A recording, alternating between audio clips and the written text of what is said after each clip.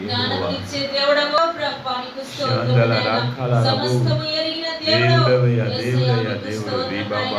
సమస్తము చూస్తున్న దేవుడు, వింటున్న దేవుడు, మాట్లాడుతున్న దేవుడవయ్యా యేసయ్యా అయ్యా మీకు వందనాలు.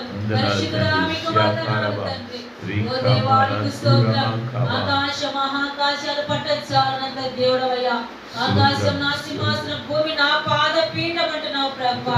అవును తండ్రి, నీ పాదపీఠమైన ఈ భూమి పైన నిలవడానికి కూడా అర్హత యోగ్యత లేని మాకు అయ్యా ఇంత గొప్ప ధన్యతను ఇచ్చినావు ప్రభువా. ఇంత గొప్ప భాగ్యం ఇచ్చినావు ప్రభువా. అయ్యా ఎవరికి లేని భాగ్యం, ఎవరికి లేని ధన్యత అయ్యా మాకు ఇచ్చిన దేవుడవు యేసయ్యా. ఈ సియోను సంఘానికి ఇచ్చిన దేవుడవు యేసయ్యా. అయ్యా నీ సేవకులకు అనుగ్రహించిన దేవుడవు యేసయ్యా. అయ్యా అయ్యా మీకు వందనాలు.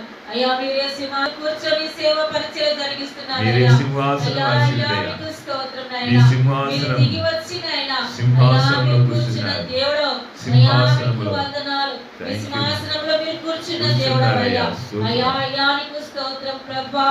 అయ్యా నా తండ్రి అగ్ని అభిషేకంతో తండ్రి నింపిన దేవుడు కదా ప్రభువా.